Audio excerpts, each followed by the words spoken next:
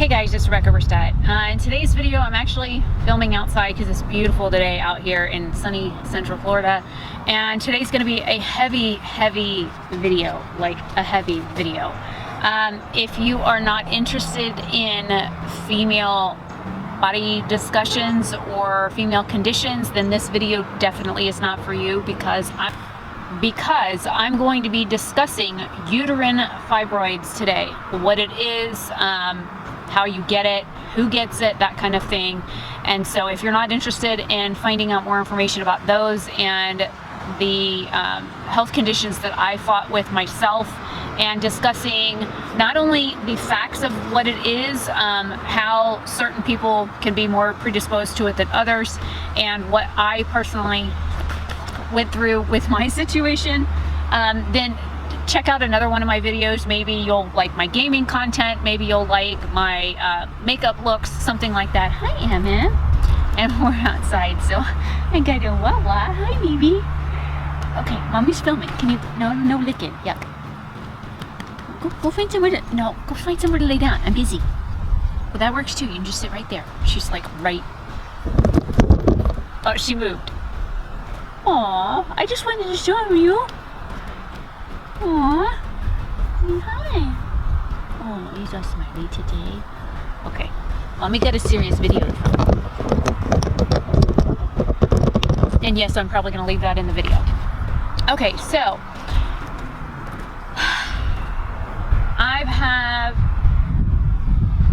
I'm very grateful to have an amazing physician, because when I pulled the information to do this video, I found that 99% of this I already knew, and my doctor already explained it to me, and we talked pros and cons and procedures and outcome and all of that kind of stuff when I was first diagnosed with uterine fibroids, or a version of uterine fibroids.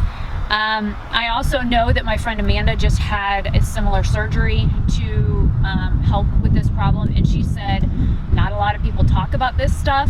Women don't know a whole lot of information. She said she looked on YouTube and couldn't find like videos and stuff on it, and asked if I would be willing to record it. So I'm going to be going over the facts and information, and then as I go through each like thing, I have like 15 pages of documentation. I will be also explaining what happened to me, my what medical procedures I had, the surgeries, the signs, the symptoms, the day-to-day things dealing with what led me to find out that I had this disease, condition, cancer. Mine turned into cancer. So I'm going to be discussing those things in this video. Again, it's going to be heavy topics. We're going to be talking about some graphic things, and if you're not into that, then please don't watch this. This is your trigger warning here. But as a woman who is 40, who has been through multiple types of female conditions throughout my life, I think this is a topic that we need to discuss. And maybe I will broach on some of the other medical problems that I've had throughout my life in other videos, if you guys are amenable to that. So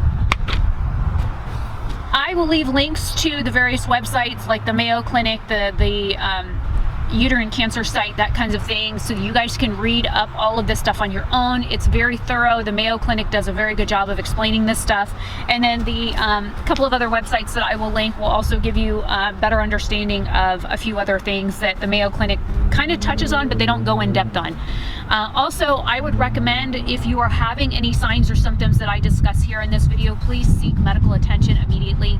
Some of these things are minor. Some of these can be bad, like mine.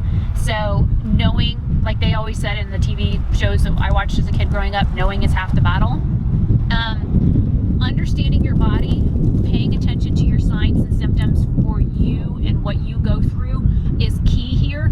Had I not been so in tune with my body, I probably would have ignored it. I had one doctor say one thing, I had an oncologist tell me something else, my blood work was saying something else, and so finally I said screw it and called my OBGYN and got in to see him. And yes, my OBGYN is male. I have had female OBGYNs, but the last doctor who delivered my last child was amazing.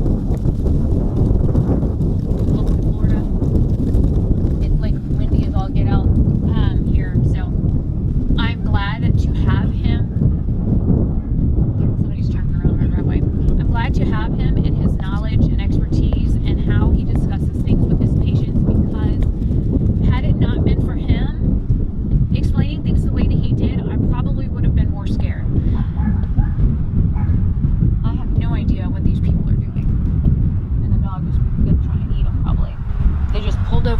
vehicle off, so that's not good. Yeah, you come over here, baby.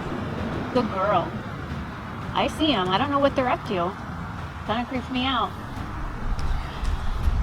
All right, so uterine fibroids are a non-cancerous growth of the uterus that appear during childbirthing years. Now, they usually say women under the age of 50 can get this condition, and 99% of women usually get this condition. So, and some people are more predisposed to get it than others, and I will get into that in a little bit. So, they have a proper name for it, which is leiomyomas,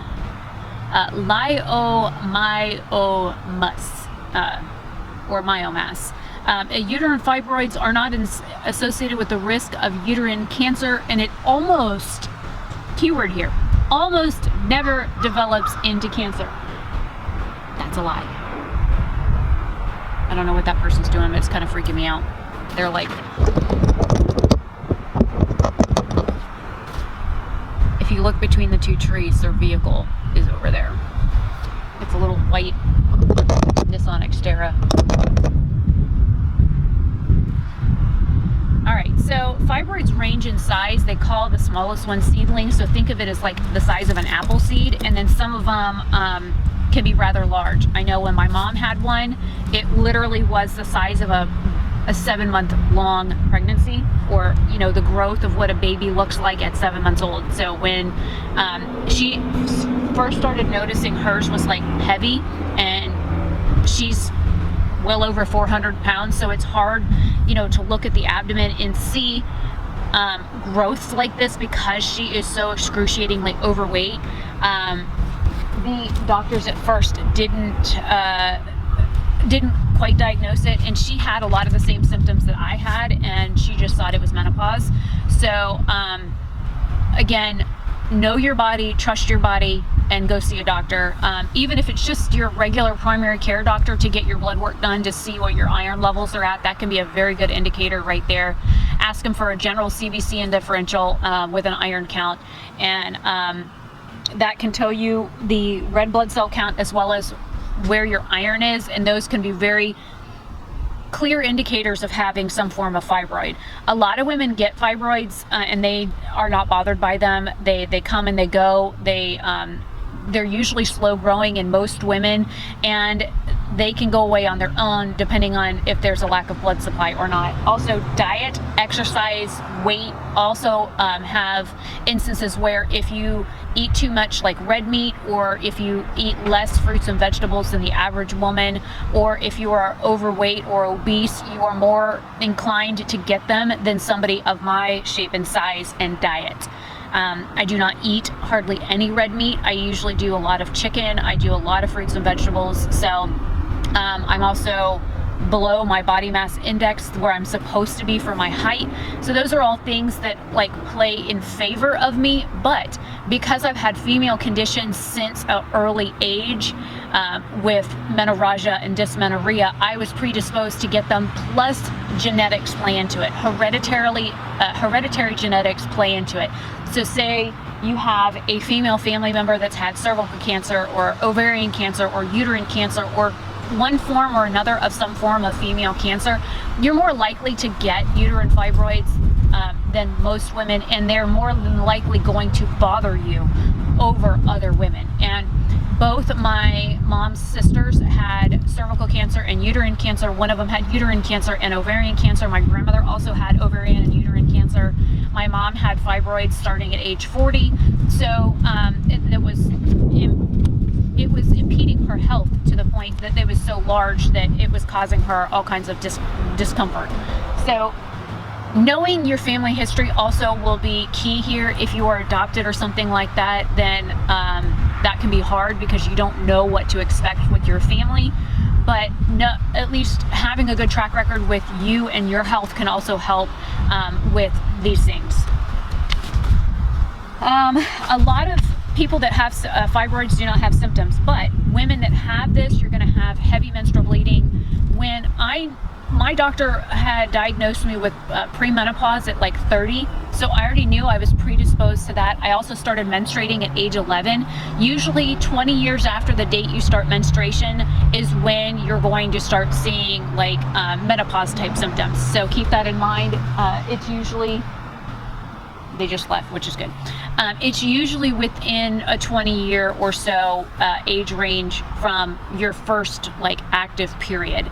So I noticed I was having, again, I have menorrhagia and dysmenorrhea. One of them is heavy menstrual bleeding. The other one is heavy cramping. So I always bled really heavy every month, and I'm talking my first period lasted for 28 solid days. 28 days bleeding nonstop every day. It was bad.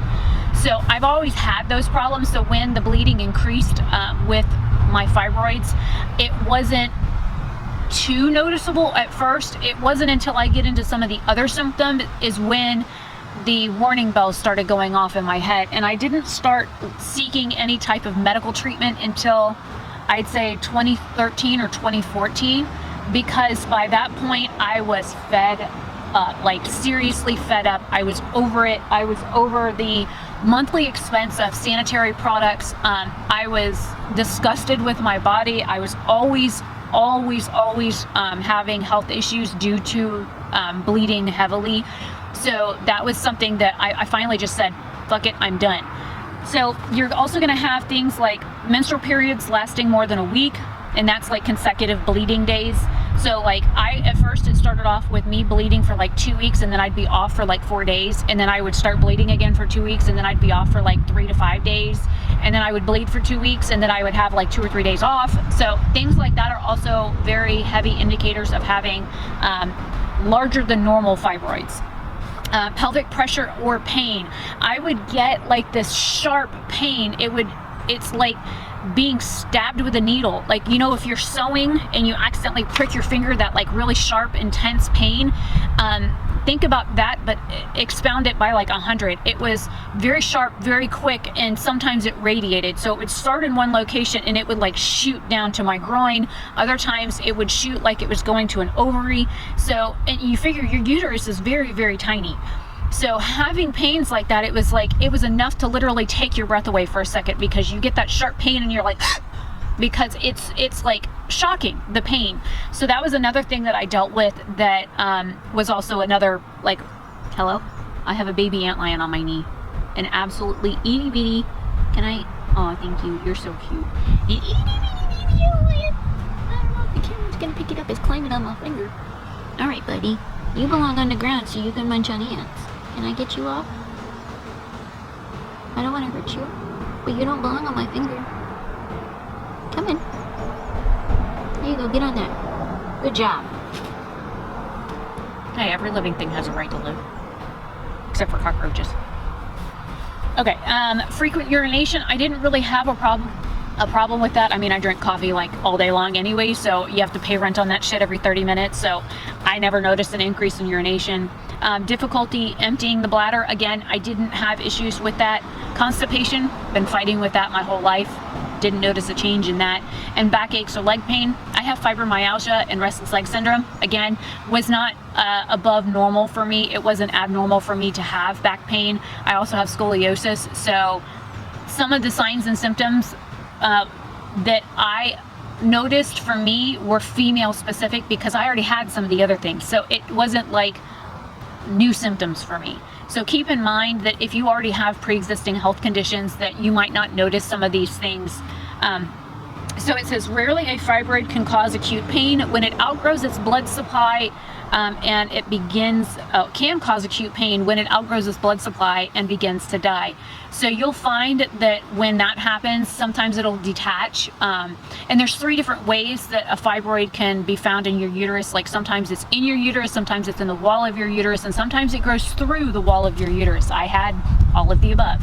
So when the blood supply to it starts to decline, you will notice like pain, irritation, swelling, throbbing, kind of like what you get right before you have a period, that kind of pain, and the tenderness and things like that. You'll notice that as well when it starts to die off. It says subseral fibroids project outside of the uterus. Those are the ones where, say you have your wall of your uterus, the fibroid is going to do this. It's going to grow through the wall of your uterus and extend outwards. In my case, it did that, and within a matter of days, it went from being like this to like this, and it protruded so far, it literally pushed itself into my bladder. So I had complications from my fibroids. So there are, like I said, there's 3 different types of fibroids. You have intramural fibroids, which grow within the muscular, like, uterine wall. Submucosal fibroids that bulge into the uterine cavity, so they grow in towards your uterus instead of like staying on the wall. And then you have the subseral ones, which grow through the wall into other like cavities, like your abdominal cavity. Depending on which way it's growing, it could grow into other things, but because your bladder is so close to your uterus, it has a tendency to like that. Now it says to see your doctor if you have pelvic pain that doesn't go away. I had that, and it was excruciating, like worse than period cramps. Overly heavy or prolonged or painful periods, again, I was having those as well. Spotty or bleeding between periods. So if you were on a period for like 2 weeks and then the few days that you were off, you like spotted a few times, those are things that I would worry about if you were having those kinds of symptoms. Oh, by the way, I am not a medical professional. I do not have, like, besides CPR, first aid, community responder kind of training. I did medical transcription for like 16 years. So I do not have any like formal medical training. I'm not a CNA or an LPN or anything like that. This is just talking from personal experience here, mainly, and then relaying some of the information, not only from the document, but from what my physician has told me, and doing this video off of that. It also says difficulty emptying your bladder. Again, I didn't have those issues. And then unexplained low red blood cell counts or anemia. My iron level was 4 when it should be like 20. So when you go in, like I said, ask your doctor for a CBC and differential and have them run your not only your red blood cell count, but your iron levels, which is included in those. Depending on how low your numbers are, could mean that you're anemic. I was severely anemic. They prescribed me 325 milligrams of ferrous sulfate, which is iron, and I had to take that 3 times a day. And I was seeing an oncologist hematologist, so she did both blood disorders and cancer. So she ordered a battery of tests. I must have had like 35 different blood tests run on me, and they were trying to figure out what the extent of things was. And then, of course, here in the United States, you have to go to one doctor and they refer you to another, and then they refer you to another, and then they refer you back to your primary, and then they have to refer you to another doctor. So it's a pain in the ass. It's a long process. It's very expensive. At the time, I had insurance all the way up until like 6 months after my surgery, and then I lost my insurance benefits because I was no longer able to work, and I was not earning enough money to qualify for our government health care. So I still don't qualify for our government health care. And before anybody asks, have I gone back and had my cancer stuff checked? No, I have not, because of the fact that I can't afford it. I can't afford the blood work. It's several $100s to get the blood work done. Plus it's like $200 to go. You go see one doctor that's like $150, $185, and you have to have a referral to go see your other doctor, even though you had that doctor for like 20 years. And then of course their office visit varies, and then they'll do an ultrasound, which also costs more money, and they do a urine test and stuff like that there. And again, all that stuff costs money, and it's money I do not have. I mean, I earned $2,200 last year. So there you go. It says seek prompt medical care if you have severe vaginal bleeding or sharp pelvic pain that comes on suddenly. I had constant bleeding and severe pain, so that was also another red flag for me, so keep in mind that. Other things that I highlighted here is fibroids contain more estrogen and progesterone receptors than normal uterine muscle cells do. Fibroids tend to shrink after menopause due to a decrease in hormone production. So as we age, you'll get less and less of them, so younger people are more inclined to get them. It also says the growth patterns of the uterine fibroids vary. They may grow slowly or rapidly. Mine were rapid growing. Like, they were slow at first, and then they like caught on with some serious speed in my case. It says, or they may remain the same. Some fibroids go through growth spurts and may shrink on their own. Some of the risk factors that I highlighted was for race. It says, although any woman of reproductive age can develop fibroids, Black women are more likely to have fibroids than any other woman of other racial groups, which is awful. In addition, Black women have fibroids at a younger age, so basically as soon as they start menstruating, they can start developing fibroids then, which is also very sad. It says they're also likely to have more and larger fibroids, and along with more severe symptoms. So again, keep that in mind. If you have any type of genetic history where you might have any type of predisposed positions to these kind of health problems, get it checked. Hereditary is as if your mother or sisters had fibroids, you were at an increased risk for developing them, which again, it ran in my family. I knew it was a potential. Like my one aunt, by the time she was 23, she had already gotten rid of her uterus because her female health problems were so bad, it was killing her. So I already knew at an early age that that was a potential, and so I was always aware of it, and I'm glad that I was made aware of those things at a young age so that my doctors were also aware of it. There's other risk factors: onset of menstruation in early age. Again, I started at 11. Obesity, a vitamin D deficiency, having a diet higher in red meat and lower in green vegetables. Fruit and dairy or drinking alcohol, including beer, appear to increase your risk of developing fibroids. So again, I mentioned at the beginning, my mom weighs over 400 pounds. Her weight was also a contributing factor, and she did the whole Atkins diet fad back in the day, which was only eating red meat, no vegetables or fruits. So I think that also had a lot to contribute into her fibroid. It says complications. Although uterine fibroids usually aren't dangerous, they can cause discomfort and may lead to complications such as a drop in red blood cells, which is anemia. Fibroids usually don't interfere with getting pregnant. Usually the removal of them can be a little sketchy on those details, though. I'll get into that in a little bit. And it says, however, it is possible that fibroids, especially the submucosal fibroids, remember the ones that grow outside of your uterus, could cause infertility or pregnancy loss. I ended up losing a baby due to fibroids and blood clots in my uterus that I had a placental eruption over it, and that's actually listed here too as a complication. So next is on to prevention. I'm not going to read the whole thing, I'm just going to touch on things here because I'm already at 24 minutes. It says some research suggests that hormonal contraceptives may be associated with a lower risk of fibroids. So depending on if you're on like the shot or the implants or the patches or the pills, those things can also help with that. And I basically lived on birth control pills growing up. I stopped using them after I got my tubes done when I was 23 because the doctor said there was no point in taking them anymore because there was no risk of me getting pregnant.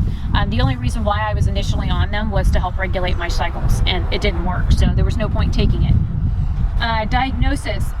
There are a couple of different ways that they can be detected. You can do an ultrasound, which is a transducer over your abdomen, which is transabdominal, where they do the stuff here to find it, or they can do the vaginal one where they insert it into your vaginal cavity and then they palpate your abdomen and they move it around to see what's going on in there better. And I think that the internal one is better at finding these things because they can get a clearer picture because there's less layers of things, because you figure you've got your stomach muscles, you have your different layers of skin, you've got your rectus wall that's right there, which helps with breathing because it's basically the bottom of your diaphragm.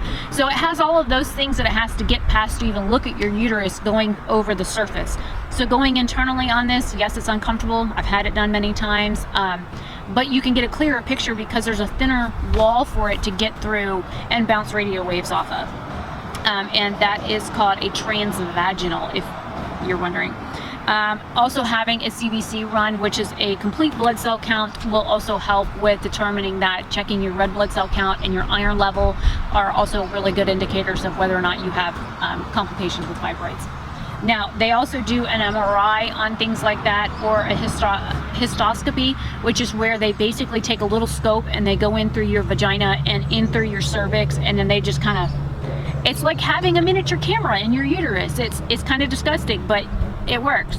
They go around and they look at what's growing and what they bump into and get pictures of things. And if the topical ultrasound and the transvaginal ultrasound didn't show enough clear pictures, they'll go in and they'll do that, which again, excruciatingly uncomfortable. very, very uncomfortable for that one. I had an MRI, I've had the other 2 versions of ultrasound, and I've had the one with the scope. They're always so much not fun. All right, so treatment. We're only on page 3. All right, so it says, many women with uterine fibroids experience no symptoms or signs, only mildly annoying signs and symptoms that they can live with. Fibroids aren't cancerous. Normally, they're not. There are a type of fibroid that is cancerous, and I'll get into that. And it says it rarely interferes with pregnancy. Now, it says if you want to take like medications to help reduce them or to lessen your likelihood of having complications from them, there's a whole list of like medications. They had me on progesterone for a while.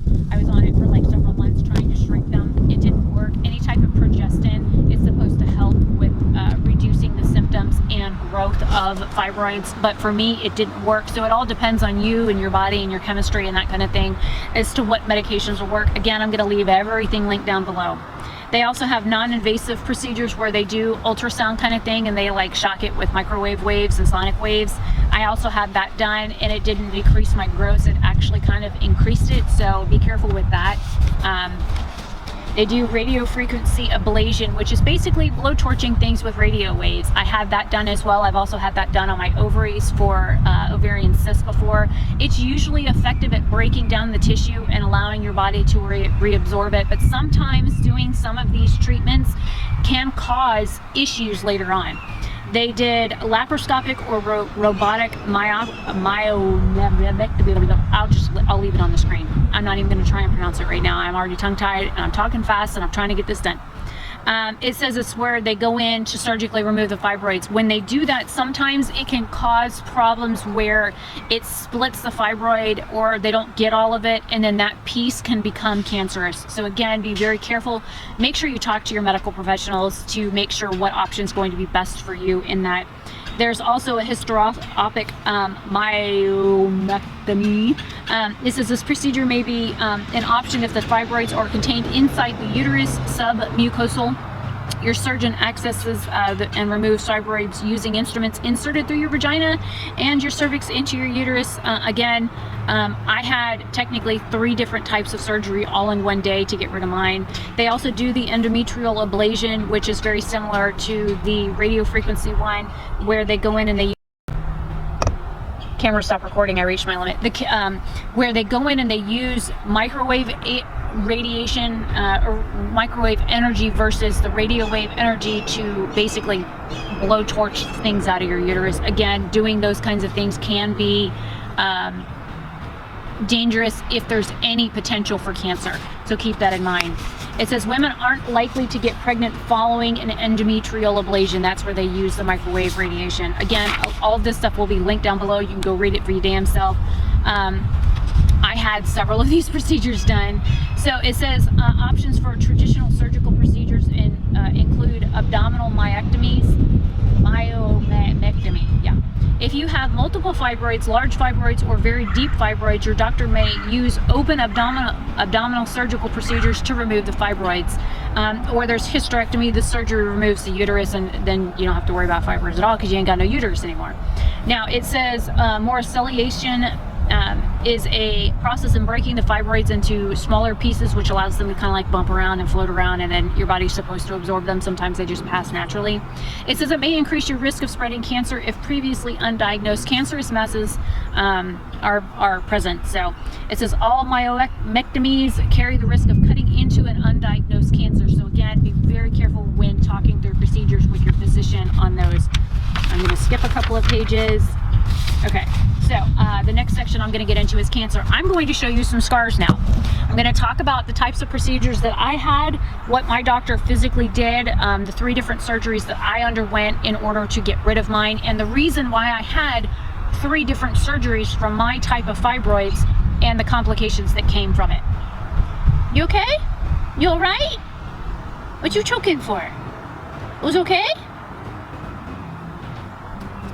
Would you come here? You alright? Oh, there's my boob. Hi. And everyone's leaving. What? No, don't lick me. That's disgusting. I don't want doggy style. I know what you do with your tongue. Ew. No licking. Okay, get down. Down. Thank you. They're all over me. All right. So now comes the show and tell part. I'm gonna have to zoom this in an editing, and it's probably a good thing that I'm wearing shorts and a tank top today. So, for laparoscopic surgery, they go in here. Let's see if I can zoom the camera in. They go in here on your belly button, and then they go in on either side of your abdomen. I gotta get my hair out of the way. So I have a scar here, right here, and then the one on the other side is really hard to see because it's in the line of my pants. The other scar that I have is further down, and I'll show you this one. And it's not pretty. Now,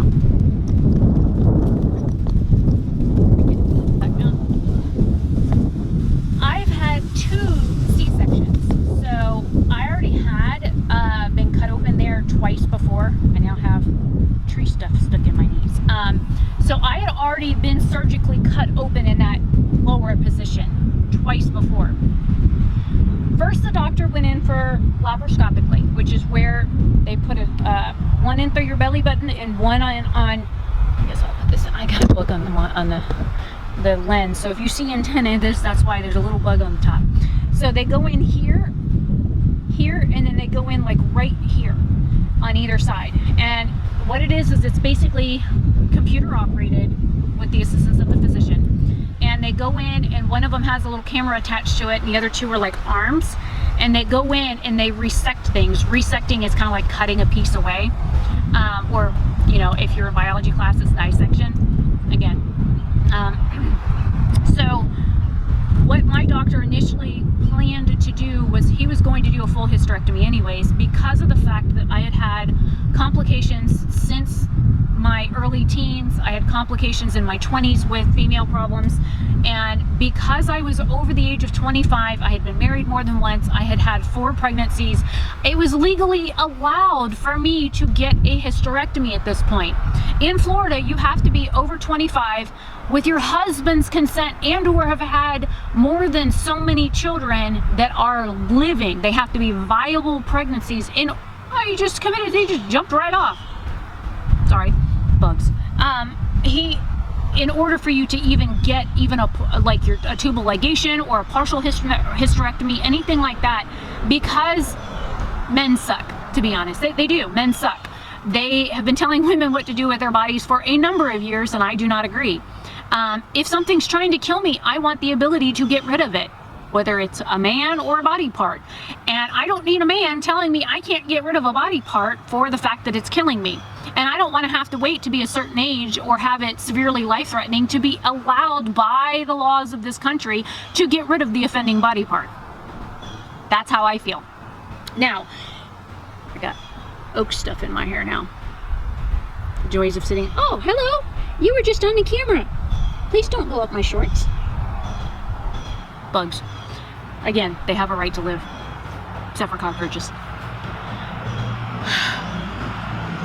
It's like the 3rd time I've seen that truck drive by today.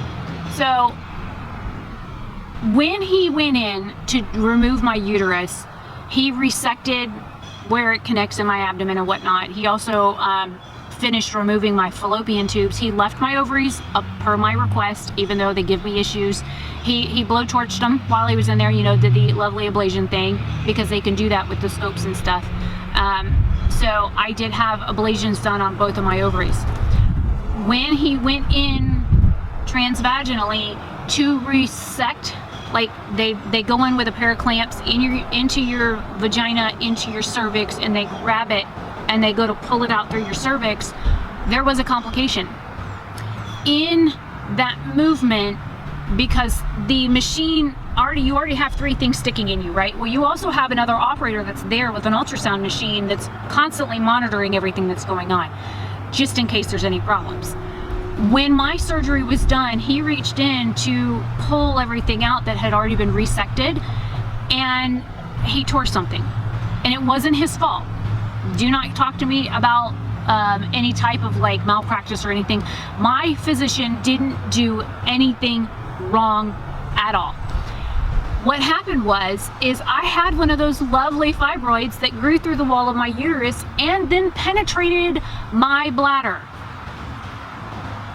It was a problem because it grew into it. On Friday when I had my transvaginal ultrasound, it was fine. It was still far enough away from my bladder that he was okay to remove everything, and I saw everything on the screen. So again, do not tell me I need to file for malpractice. My doctor was amazing, and I don't need a second opinion because I looked at everything. Now, Friday we did all of that. It was reviewed. We also had a radiologist review it just to be safe. Everybody was agreeing for go. My surgery wasn't scheduled until the following week. I was scheduled for surgery on February 2nd of 2016 for the resection. Now, when I went in, they didn't do an ultrasound before the procedure started because normally they don't have time for that shit. My surgery wasn't even supposed to take an hour. But due to complications, I spent multiple hours in the surgical room. We got to the hospital at like 6:30. My surgery was supposed to start at like 7:30, and my friend Ken was with me, and so he drove. We went in my car to the hospital, drove 45 minutes to get there, and because I wouldn't go to the one that's 20 minutes away because they kill people. They did all the prep and stuff, and everything was fine, and I've got some pictures I posted online of the surgeries, and I did a couple of like miniature like YouTube videos about going in and the process and being all hooked up to wires and stuff. If I can find those, I'll link them in the description box. Once they come in and they do your IVs and they make sure you're prepped for surgery and everything is sanitized and you use the soap you were supposed to use that morning, and you haven't eaten anything, you've emptied your bladder, and they start your catheter and all that kind of stuff, which I fucking hate catheters. They're the worst thing on the planet. I never have to live with another one because of the complications I had. Now, getting into the actual issues of the surgery and why they had to open me up again with the lovely little bikini scar. When he went to pull that out, he ripped a 1-inch hole in my bladder because he did not foresee the fibroid growing into my bladder. My uterus was full of fibroids. Like, I looked 6 months pregnant. I was so bloated with them. So, and mine were rapid growing. So when he went in to pull everything out, that's when there was a problem. So they immediately rushed to get a urologist in the room. Within a matter of minutes, a urologist was rushed into the surgical room. Dr. Courtney had already flipped me over, done a spinal injection, had me flip back over, and had me, and I was out this whole time. I was like out. They like knocked my ass out. I was not awake for this procedure, even though I asked to be. I also asked to film it, and he said no. The hospital has rules and regulations because they don't want you recording what type of equipment they use. Don't ask me why. I will have to ask the short nurse, Mrs. Sticks, to find out why that's a hospital policy. I don't get it. Anyways, so within the few minutes it took for a urologist to get in the room, Dr. Courtney had already done the spinal injection, which numbs me from the waist down, just to make sure that I didn't wake up, and had me cut open and had everything exposed by the time the urologist got in the room. So, and usually when you go in for a C-section, by the time they give you your spinal injection and they get you back on your back and they do the poke test to see if you're like numb enough to start cutting, within that first cut, it only takes like 10 minutes to get to the uterus, like if that. So that gives you an idea of just how long this took. The urologist came in, saw the problem, immediately got to work. I learned after that surgery that we don't just have like a wall around our bladder. We have 3 layers of our bladder. We have the internal wall, we have a floating wall in between, and then we have the external wall, which is what is exposed to our abdominal cavity. And again, my doctor is amazing. He explained all this stuff to me. They went in and they did internal sutures, they did mid-layer sutures, and then they did outer layer sutures and stuff.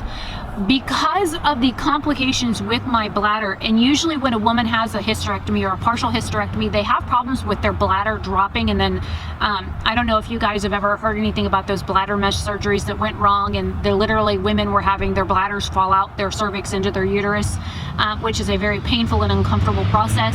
My doctor wanted to avoid all of that since I had problems with my bladder during the surgery. We just had bike week. And no, I didn't go. And no, I wouldn't have gone. Because again, pandemic. So because I had problems with my bladder during the surgery, my doctor then decided what would be best for me. And he, you know, he's known me since my early 20s. This man is amazing. His wife is also amazing. The nurse that works in his office that's been there for over 20 years is also amazing. So I trust him. He decided he wanted to, hello, what's climbing on me now? Oh, aren't you cute? Come here. It's another ant lion. Look, it's a semi-adolescent ant lion. Look, isn't he cute? Okay, I'm gonna put you down, buddy. First I had the baby, and now I had an adolescent. Those are the ones that are big enough to like dig down in the earth and make little divots in the sand. So anyways, again, bugs. He decided to completely remove my cervix. I have no more cervix, so I never have to worry about cervical cancer ever for the rest of my life. I also don't have to worry about another form of uterine cancer because, well, he took that away too. And he also took my fallopian tubes, which, yay. I still have my ovaries because I didn't want to have to worry about shaving my chin or anything like that. So I still have my ovaries, and of course they still give me issues, but hey, they're mine, and they're not trying to kill me yet, and so I'm gonna keep them for a while. Until they run out of estrogen and then I start growing chin hair, and then they'll be okay to get rid of.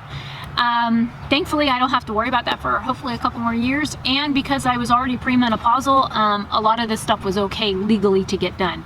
Now, removing the cervix also removed potential for cervical cancer, which is awesome, because he removed every stinking bit of it. It is smooth, and well, I mean, it's got a little bump there because he had to like pull tissue together and sew it up on the inside, but it's nice because I don't have to worry about nothing falling out my cervix into my uterus and bumping around things that didn't belong. I mean, I don't know what guys deal with their balls banging against their legs, and I certainly didn't want my bladder doing that to me. So I'm glad my doctor made that decision for me.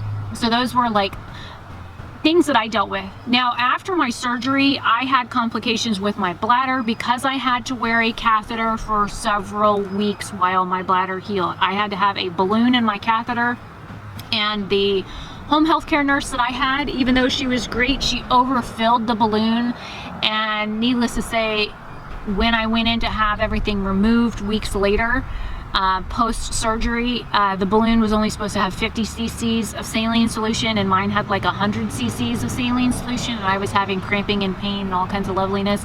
But I was also healing from multiple surgical spots. So there's also that, because I had the one in my belly button, which I had to take my body jewelry out for, the two in my abdomen, which made coughing oh so much fun, and then the lovely lower layer surgical scars that had all, he literally had to cut through 2 other surgical scars in order to get to my uterus. So that was also much fun. And the internal things that were going on, the fact that I had sutures there as well because he cut off my cervix, you know, it is what it is. I am grateful that he did what he did. I am thankful to be alive today because what I was going through could have easily killed me. So now that I have this part of it done, and this is going to be probably an hour-long video, I apologize to anybody that's made it this far. For hopefully this information is helpful. Now I'm going to get into the fact that fibroids can be cancerous. So the article from the Mayo Clinic isn't 100% accurate in all situations. So if you're interested in understanding what type of fibroids I had, I'm going to get into that now. And that little ant lion is climbing back over here. Hey buddy, he's so freaking cute. They're cute. I'm sorry, they're cute. I'm just gonna move my legs so he's less discouraged. He's more discouraged from climbing on them.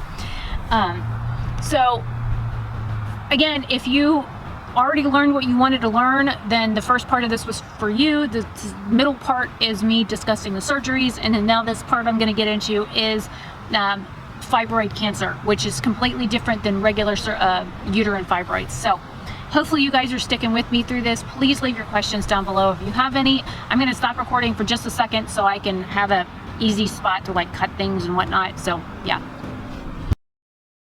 All right, so it says relationship between fibroids and cancer. Uterine fibroids are tumors that grow inside or on the uterus. Though fibroids are usually benign, non-cancerous, many people still wonder about the relationship between fibroids and cancer, especially since so many women, approximately 70 to 80%, develop fibroids before age 50. Uterine fibroids are common, however, in a few rare cases, they contain cancer.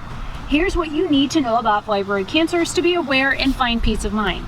Fibroid cancer is also called leiomyosarcoma. Refers to a fibroid composed of cancer cells. In comparison to non-cancerous fibroids, cancerous fibroids grow quickly, like mine did, and they may spread cancer cells to other parts of the body if left untreated or treated incorrectly, like I mentioned in the second part.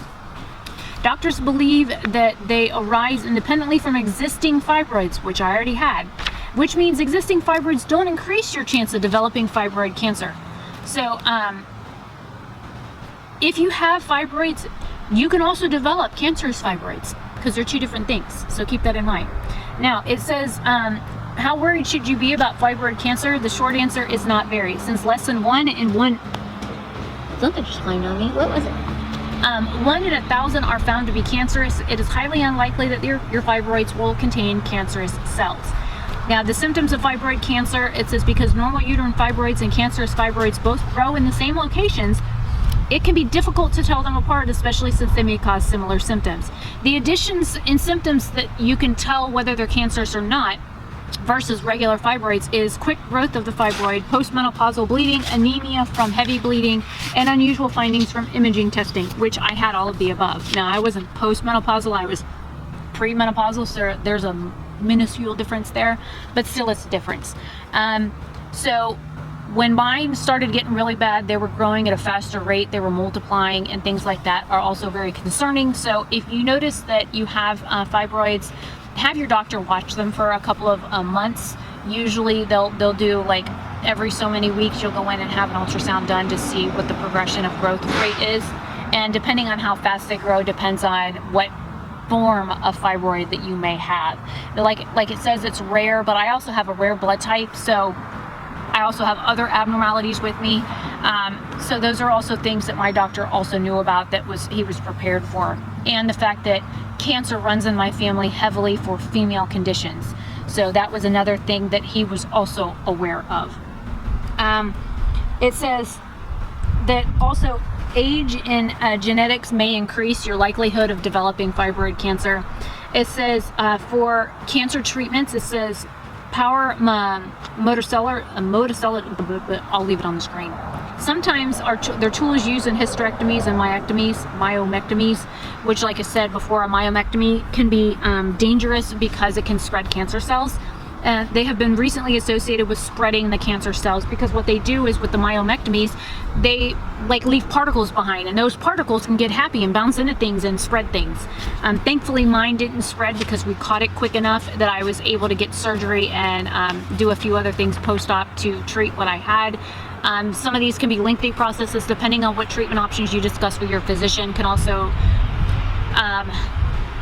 if you go in to have the laparoscopic testing, I need to back up. Always have your physician do a biopsy on whatever he resects out of you, because you will have a better understanding of whether or not it could be cancer. And they can check for various strangeness of growth. They check for density. They can check for various cancer cells in the biopsy that they do at the time. So if you do have a laparoscopic type surgery for fibroids, always have a test done to check for cancer. All right, so there are many types of therapies that you can go through after you have the surgeries like I had. There's radiation therapy, which was not an option for me because I went through radiation therapy like in '95. So it was not a very good thing for me to have to go through. Plus mine wasn't as severe as they expected. They waited 2 weeks to do blood work to see what my blood cell count was doing before they decided on further treatment, because they needed to see whether or not I was recovering well enough. Also, I had to have my bladder checked out and have things removed from there. So there were other factors in play here. So I didn't opt for radiation treatment this time. Radiation is a option. You can also do chemotherapy. That was also something I opted out of because I've been through chemotherapy before and I didn't want to do that. There's hormone therapy, which is something I did do, and there's targeted therapy and immunotherapies. Again, all of this information is in the article, so I'm not going to read it all to you, but just know that I did the hormone version of therapy for it, where they give you high doses of progesterone in order to help like blast the cells, because fibroids seem to not do so well with those. So that's what they did with me. It says here, hormone therapy is used to slow the growth of certain types of uterine cancer cells that have receptors to the hormones on them. These tumors are generally adenocarcinomas and are grade 1 or 2. Hormone therapy for uterine cancer often involves high doses of sex hormone progesterone given in pill form. Other hormone therapies include hormone expressing uterine devices, which is an IUD, and then they have a few other options and stuff. I did pill form stuff, the little yellow squishy gel caps. They also go into like physical and emotional side effects and social effects of having cancer, and I'm not going to touch on the metastatic uterine cancer, which is technically what I had. That's the name that I had. It was a type of fibroid cancer. So getting into some of the other subjects. Now, I have been told I'm not a woman anymore since I had surgery to remove my uterus because I no longer can produce children. But I'm also 40 and I had my fallopian tubes cut, burned, and tied when I was 23. So I couldn't have children anymore anyways. So how does removing my uterus make me no longer female? I would still love for some male asshole to explain that to me, because I had mostly women tell me that. They told me because I had no uterus any longer that I was no longer a woman. Women told me that. I went the fuck off on somebody on Facebook over them telling me that because I had my uterus removed that I was no longer a woman and that I should change my profile to say I'm male, not female. Fuck you. Really? Fuck you. There's a lot of social implications for having surgeries like that. Having surgery, period, is scary. It takes a long time to heal, and if you don't have a good support system, then fuck anybody who wants to down you for anything. Having the laparoscopic surgery, a little spider on me, it's not very scary, but because of the way that they go about things, it can be very painful, and those scars itch like a motherfucker when they're healing. And wearing any type of clothing that's going to touch them makes it worse, because you can't scratch them, because then you'll scratch your hole back open, and that's just no fun. And my baby. So there are other things that you will deal with. You'll have feelings about your scars. Learn to embrace your scars, love your scars, because you went through something that required a scar. I'm going to tell you that, because nobody should dictate how you feel about your body, because of the fact that it can be traumatic enough to have a health condition. It's even more traumatic when the health condition is trying to kill you. And then you have some asshole going, oh, well, you're ugly now because you have scars on your abdomen. Really? I mean, people like bitch about fucking stretch marks and cellulite. My dad makes nasty comments about how my butt looks pockmarked or my legs look pockmarked or cottage cheese. Fuck you. I'm 40 years old. I've had 4 kids. Fuck you. And it takes a lot to get to that position of self-love where you can say fuck you to people. What's on me now? What's climbing on my back? Hello? I can't see it, so I'm just gonna throw my hair on it. Maybe it'll get off. You have to love yourself enough and have enough self-respect for yourself to literally just tell people to fuck off, because having health conditions is not easy. And having to have surgery for those health conditions is also not easy. And then the aftercare and the recovery time, they're not easy. And fuck anybody that wants to make you feel bad for it. You will look at yourself differently after your surgery. You'll look at your scars and cry because you had to have surgery. You'll look at your scars and go, oh God, now I'm ugly, or I can't wear a bathing suit. Fuck that mindset. Fuck it. You are beautiful. Wear your damn bikini. Fuck what anybody else says. I'm serious. I had a guy tell me that I was disgusting and that I was not fuckworthy because of the fact that I had 2 C-sections. I'm sorry. I I brought 2 humans into this world, living, breathing humans. What did you do? Really? My scars brought life onto this planet. So I'm proud of my scars. I am happy with my scars, and fuck anybody that thinks anything differently. Because I've been through a lot in my life. But you know, my scars tell a story. They have a history, and they mean something to me. They might not mean something to somebody else, but they mean something to me. And anybody who puts you down for the way you look or how you feel about your body or your scars or the fact that you had to have surgery because you had a health condition, you don't need toxic energy like that in your life. I'd be telling them where to go and how to fucking get there. I'd even draw them a damn map. I want to empower women to love themselves, and if you have something going on, pay attention. Stop and listen to your body. I don't care if you have to stand naked in front of a mirror and stare at yourself until you learn to look at every nook and cranny and be like, oh, I really don't like how my boob hangs lower on this side and then that side, and this nipple's smaller and that one doesn't stick out and this one sucks in, and I mean, I got a roll here I don't like, and when I lean like this, I get like, look, I get roll marks. Look, I got one here and I got one because I do this. You know, you need to learn to love you for you and not let anybody else dictate. And I know it's hard to say. It took me a long time to understand that. I hated my body. I hate being naked due to abuse and trauma. I hated who I was and what I looked like, and now I've got a Mustang pulling in my front yard. So learning to love every inch of you takes a lot of work. It takes a lot of mental capacity. It takes a lot of strength of mind and of heart, and it takes a lot.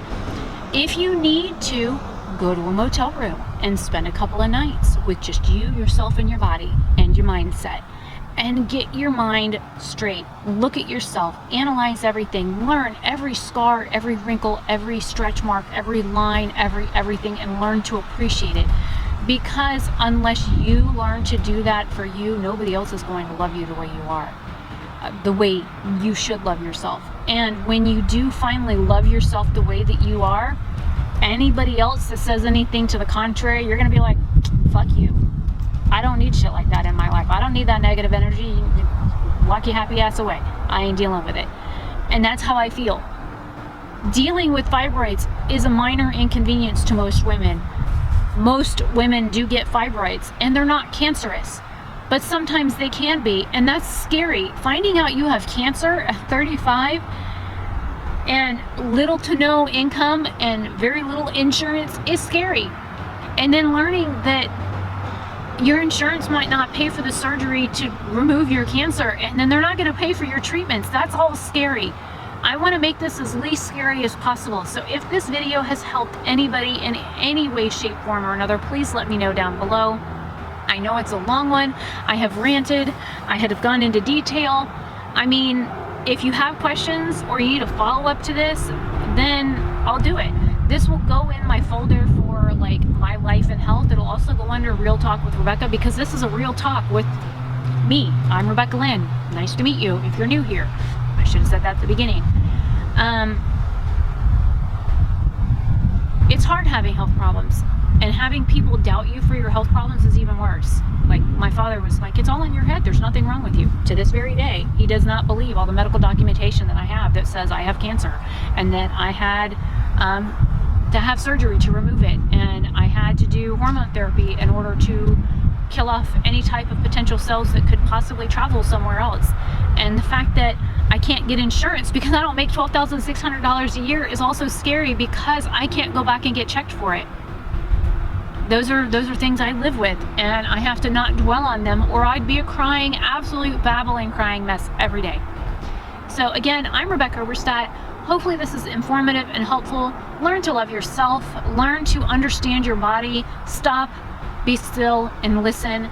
Sometimes your body tells you things you don't want to hear, but you need to listen, because it can save your life. I mean, had I not listened, I could be dead by now. And it's scary to think about that, but it's true. Anyways, I will see you guys in another video very soon. Probably a makeup video, or a video game video, or a cooking video, or a skincare video, or a hair video. I have a few of those coming up. I will see you guys later. Hopefully you are having a beautiful day wherever you are. If you have questions, please leave them down below. Bye.